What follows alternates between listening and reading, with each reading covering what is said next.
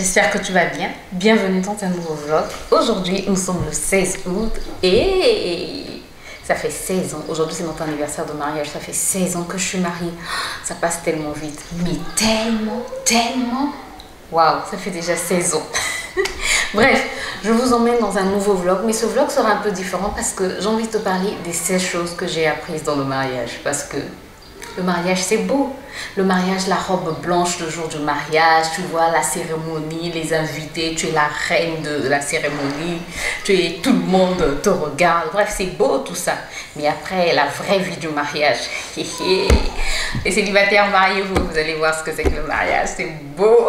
Non mais sérieux, c'est beau, hein? Mais le mariage aussi a ses challenges, le mariage a ses défis. Et aujourd'hui, je vais vous parler des 16 choses que j'ai apprises dans le mariage. J'ai tout noté dans mon téléphone.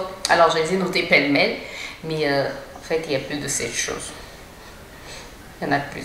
Mais bon, comme je l'ai dit, c'est pas par ordre croissant ou décroissant. C'est tel que ça venait, je notais. Donc, la 16e chose, c'est peut-être la première chose qu'il faille mettre en pratique. C'est peut-être la première chose que j'ai apprise. Mais voilà, donc j'ai noté comme ça. J'arrête de blablater. Ouais.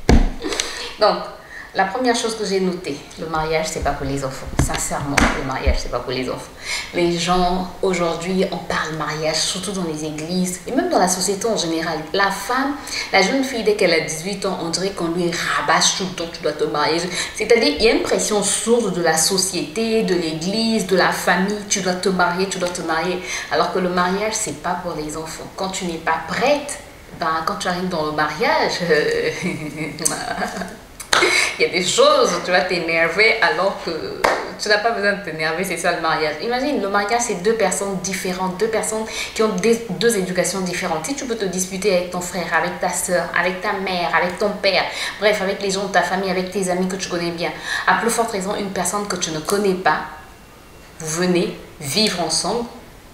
Et donc le mariage, c'est pas pour les enfants. Et moi, quand je me suis mariée, j'étais encore gamine. En tout cas, j'étais mature pour certaines choses, mais pour le mariage, je me rappelle, il y avait quelqu'un qui m'avait demandé « Est-ce que tu es vraiment prête pour le mariage ?» Je lui ai dit « Oui, je suis prête. » Après, quand je suis sortie de là, je me suis dit « Mais pourquoi elle me pose cette question ?» Mais au fur et à mesure que j'avance sur le mariage, je me rends compte qu'elle avait raison. Le mariage, c'est pas pour les enfants. La deuxième chose que j'ai apprise, il faut mourir à soi dans le mariage. Ah oui, quand Dieu nous demande de mourir à nous-mêmes, c'est-à-dire que ce n'est plus nous qui vivons, c'est Christ qui vit en nous. Là, je parle vraiment des chrétiens, du mariage chrétien. Ce n'est plus nous qui vivons, c'est Christ qui vit en nous. Ben, c'est vraiment Christ qui doit vivre en nous. Parce que si ce n'est pas Christ qui vit en toi, il y a des choses qui se passent dans le mariage. Il y a des comportements que tu ne vas pas supporter, mais tu es obligé de supporter. C'est ça le mariage. Quand tu meurs à toi-même, on peut venir, on te gifle. La Bible dit si on te gifle la joue gauche, tu donnes la droite. Eh oui, le mariage, il faut... Oui, c'est ça, malheureusement. Ou heureusement. Mais bon, ça fait grandir le mariage. La chose suivante que j'ai appris, je vais prendre mes gris cheveux. Je n'en ai pas pris ce matin. Est-ce que c'est efficace? Oui. Un peu. C'est comme si je voyais un petit changement quand même. 3. Le mariage m'a permis de me connaître réellement, de savoir qui je suis vraiment. Je ne me connaissais pas avant. Sincèrement, je ne savais pas. Il y a des réactions que j'ai aujourd'hui que j'ai découvert uniquement dans le mariage. Je ne savais pas que j'étais comme ça avant. Donc ça m'a permis de me connaître, de savoir qui je suis réellement. 4e chose que le mariage m'a apprise, c'est que j'étais vraiment rancunière. Sincèrement, quand je suis rentrée dans le mariage, dès qu'il y avait quelque chose, ben, je pouvais dire j'ai pardonné, mais au fond de moi, c'était... Je me rappelais toujours de la chose, quoi. Avant, je savais que j'étais rancunière, mais je ne savais pas que j'étais rancunière à ce point. Et le mariage m'a brisée. Le mariage m'a appris à... m'a vraiment brisée. Dieu m'a brisée au travers du mariage. Et il faut être reconnaissante pour tout, quoi. Parfois, il y a des choses qui arrivent dans la vie, des difficultés, des choses que tu vas qualifier de très mauvaises, tu vas te plaindre. Mais parfois, Dieu est obligé de passer par là pour te briser, pour te montrer ton caractère, ton réel caractère. Parce que tu peux dire, je suis comme ceci. Non, moi, je suis bonne. Non, moi, je suis gentille. Je ne suis pas rancunière, je ne suis pas colérique. Mais c'est en vivant certaines choses que tu te dis, oula, je ne savais pas que mon cœur était comme ça. À ce point, j'étais comme ça. Oui, moi, ça a révélé que j'étais grave rancunière. Ouais.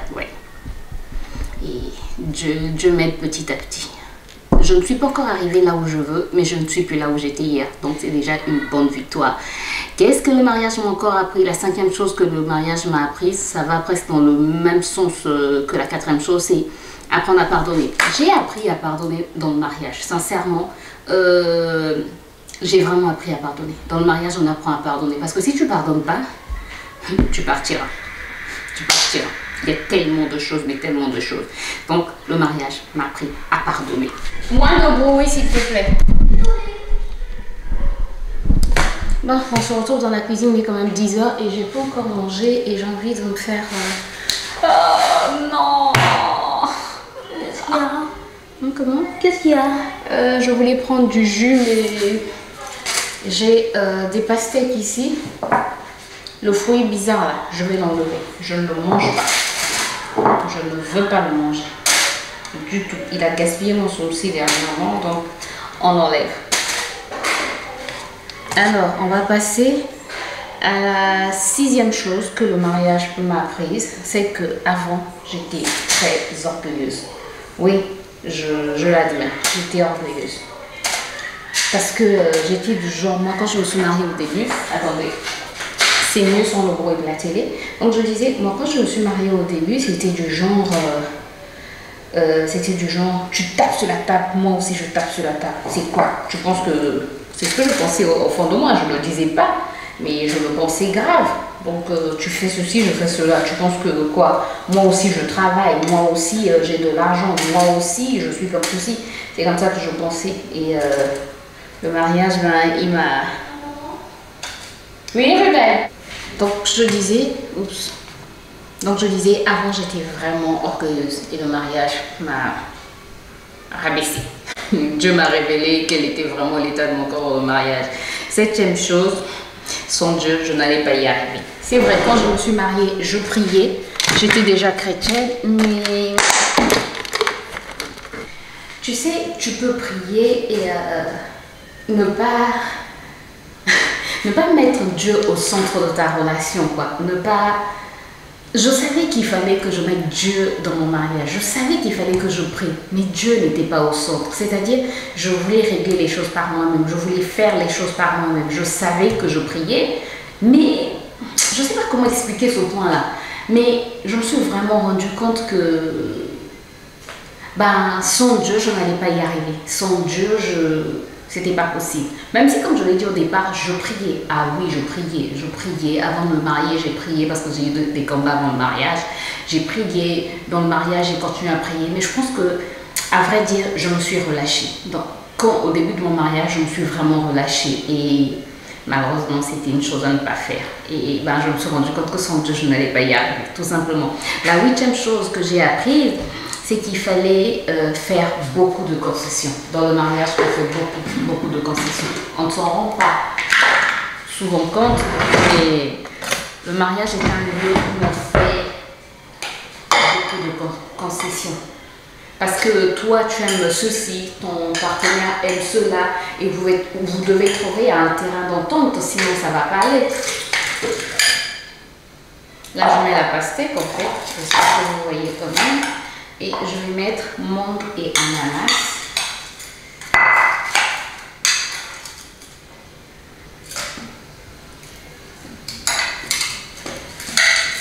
Comme c'est assez congelé, là, je n'aurais plus besoin de le mettre au frais. Je n'aurais plus besoin d'attendre avant de le manger. Tant mieux.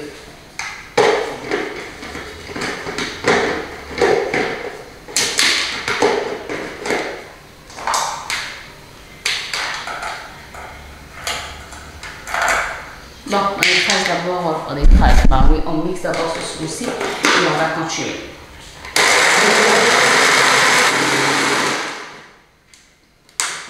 Ça, c'est un vrai smoothie. Pas d'eau, pas de yaourt, uniquement des fruits. Oui? Regardez comment il est vu, ce smoothie. Ah, vous n'avez pas besoin de moi.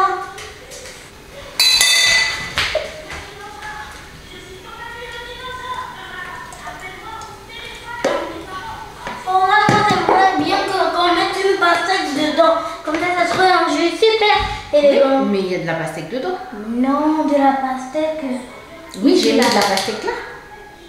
Ah, de la grosse pastèque ici, en morceaux. Oui. Mais j'ai déjà tout écrasé. Ah, c'est pas grave. Ok. Je vais rajouter un peu de jus d'orange. Bon, ça, je vais le ranger. Je vais le mettre au frigo. Et ça sera bon. Donc je disais, dans le mariage, j'ai appris à faire des concessions. Parce que parfois, tu ne veux pas faire ce que l'autre te demande. Mais tu es obligé de le faire pour l'harmonie du foyer. Donc voilà, tu le fais. La 9e chose que le mariage m'a appris, c'est l'endroit où on se révèle à soi-même. Sincèrement, comme je l'avais dit, je ne sais pas dans quel mois, c'est l'endroit où je me suis révélée, où j'ai su qui est grâce. C'est dans le mariage que j'ai su réellement qui est grâce. Et c'est pas arrivé les premières années. Hein. Il n'y a pas longtemps que c'est arrivé. En fait, au fur et à mesure que tu avances, tu es en train de te révéler à toi-même. Tu es en train de te dire, ah oui, ça c'est moi.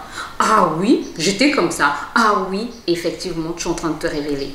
La 10e chose, c'est le premier endroit où on doit démontrer qu'on est chrétien. Sincèrement, le foyer, le mariage, le couple, c'est le premier endroit. La famille, c'est le premier endroit où on montre qu'on est chrétien. Chrétien, c'est pas seulement à l'église. C'est à la maison là que tu appliques la parole que tu as écoutée à l'église. C'est à la maison que tu appliques ce que Dieu t'a dit. C'est à la maison là que tu dois prier. C'est à la maison, bref, c'est dans le foyer là que tu dois appliquer ta chrétienté.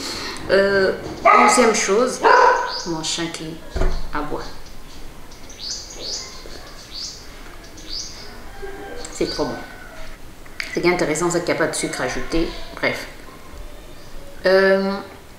11e chose que j'ai apprise, c'est dans le mariage que j'ai appris réellement ce que c'est que l'amour, ce que l'amour veut dire. Quand la Bible dit l'amour supporte tout, l'amour n'est pas orgueilleux, l'amour pardonne tout, l'amour ne soupçonne point, l'amour ne critique point, l'amour... Tu te rappelles, non? Ce passage de la Bible qui dit tout cela.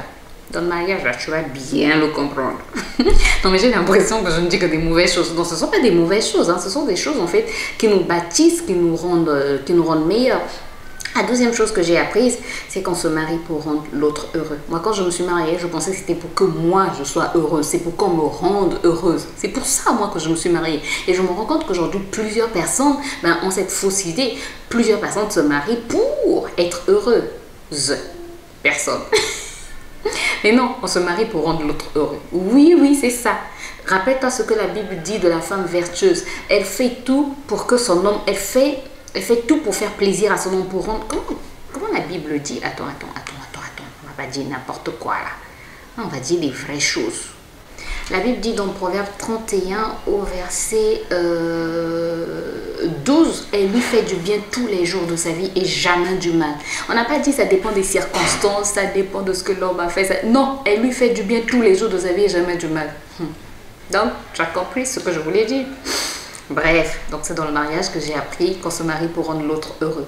13, faire du bien à mon mari même quand je n'en ai pas envie. Ça rejoint presque ce que je viens de dire, rendre l'autre heureux. Donc même quand l'autre t'énerve là, je m'excuse, même quand l'autre t'énerve là, tu ne fais pas cas. Tu te fais du bien à ton mari. J'exagère. Alors, la 14e chose, ça rejoint toujours aussi... Oh, mais ce chien. La 14e chose, ça rejoint...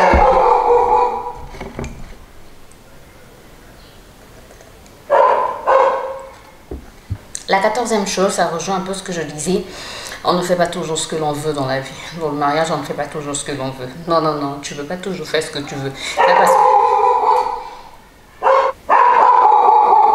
En fait, il y a des enfants à côté qui sont en train de faire du bruit et mon chat n'aime pas ça. Je pense qu'on l'a trop habitué au calme et dès qu'il entend du bruit, il est surexcité, il est énervé. Qu'est-ce que je disais? On ne fait pas toujours ce que l'on veut dans la vie, la 14e chose. C'est-à-dire, si tu veux sortir, ben, tu ne vas pas forcément sortir, quoi. C'est pas une question de domination ou de quoi, de maltraitance ou d'esclavage. C'est comme quand tu as une autorité au travail. Quand tu as une autorité au travail, ton chef, quand tu arrives au travail, tu ne vas pas sortir comme tu veux. Si tu vas aller quelque part, tu vas dire à ton chef. Si ce jour-là, tu n'as pas travaillé, tu vas dire à ton chef. Voilà, c'est comme ça. C'est simplement des règles, en fait, de respect, quoi. Voilà. La 15e chose que j'ai apprise, c'est que le mariage m'a réellement rendu mature. Ça m'a tellement fait grandir. J'ai su qui j'étais dans le mariage et au fur et à mesure, ça te rend mature. J'étais déjà mature sur certains points, mais sur d'autres pas encore, sincèrement. Et puis la vie, au fur et à mesure qu'on évolue dans la vie, un avion passe. Donc je disais, au fur et à mesure qu'on évolue dans la vie, on devient normalement mature. Hein. Les expériences et difficultés font de nous des personnes plus matures parce que on apprend des leçons, on tire des leçons des situations qu'on traverse et on devient plus mature. C'est comme ça qu'on est formé, c'est comme ça que notre caractère est forgé en fait. Si tu ne vis pas de difficultés, si tu n'as pas d'expériences difficiles dans la vie, ça sera difficile pour toi quand même de devenir mature. Je trouve que certaines leçons s'apprennent mieux dans les difficultés. Quand tu souffres, tu apprends mieux certaines choses que quand tout va comme sur des roulettes. Bref, donc ça m'a rendu plus mature. La 16e chose, la 16e chose que j'ai apprise dans le mariage se bâtit dans la prière. Le mariage ne se bâtit pas, c'est pas comme ce que plusieurs coachs vont vous dire, il faut savoir faire la cuisine, il faut faire ci, il faut faire ça. C'est bien tout ça c'est bien. Mais la première chose à faire pour bâtir son foyer, pour bâtir son couple, pour bâtir son mariage, pour bâtir sa maison, c'est la prière. Sans la prière, on ne va pas y arriver. De toutes les manières, la Bible dit, si Dieu ne bâtit, celui qui bâtit, bâtit en vain. Si Dieu ne garde la ville, celui qui veille, gardera en vain, veillera en vain. Donc, si tu ne bâtis pas avec Dieu, si tu ne bâtis pas en mettant Dieu au centre, comme je l'avais dit au départ, c'est peine perdue. Tout ce que tu fais là, préparer, ranger la maison, ramener l'argent, faire du 50-50 ou ne pas faire du 50-50, faire ci, faire ça, ça va rien changer. La première chose à faire, c'est de bâtir avec Dieu. La 17e chose plutôt, je vous avais dit que j'avais fait plus de 16. Je suis désolée. Bref, on va dire que ça c'est le bonus. Bon, on va parler de bonus, on va plus parler de... Le bonus, le mari se respecte comme on respecterait un roi, un président, un chef d'entreprise. C'est ça la soumission. Aujourd'hui, excusez-moi. Aujourd'hui, quand on parle de soumission, les femmes se disent non, je suis esclave de personne.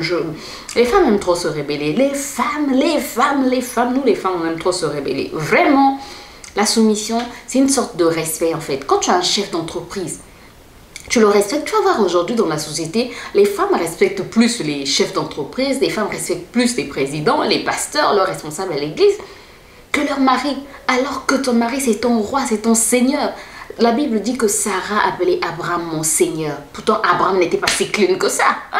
Donc, écoutez, apprenons à respecter nos maris. C'est vrai que c'est pas toujours facile. C'est pas toujours facile. Ah, ça, je vous l'accorde. C'est pas toujours facile. Mais rappelez-vous, si on a des problèmes avec nos parents, avec nos frères et sœurs, avec nos mères, bref, si on a des problèmes avec ceux de notre famille, on a reçu la même éducation, mais on a des problèmes, à plus forte raison, cette personne qui vient d'une autre éducation.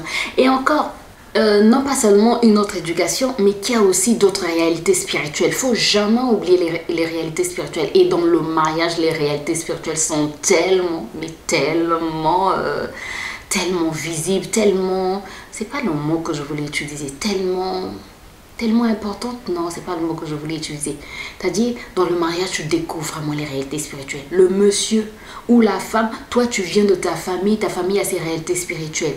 Ton mari a ses réalités spirituelles. Et le diable combat le mariage. Ah oui, la majorité des problèmes que tu as dans ton foyer, tu penses que c'est ton mari. Non, c'est pas ton mari. C'est le diable qui est derrière tout ça. Tu penses que c'est ta femme. Non, c'est pas ta femme. C'est le diable qui est derrière tout ça. Le diable n'aime pas le mariage. Bref, je peux m'étaler sur ce sujet. Le diable, il faut faire attention à ce gars. Une autre chose, il faut éviter de donner accès au diable. Comme je l'ai dit tantôt, il y a tellement de réalités spirituelles dans le mariage.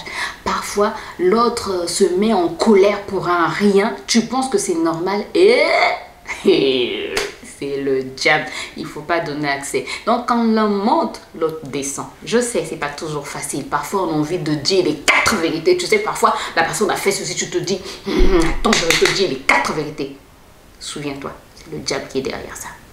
Le diable ne veut pas de ton bonheur. Le diable, la première institution que le diable combat, c'est le mariage. Ah oui, parce que si il détruit le mariage, les enfants qui seront issus de ce mariage seront détruits et la société sera détruite. Un homme détruit dans un mariage, c'est une société, c'est son travail. Au niveau de son travail, c'est détruit. C'est la société qui est détruite.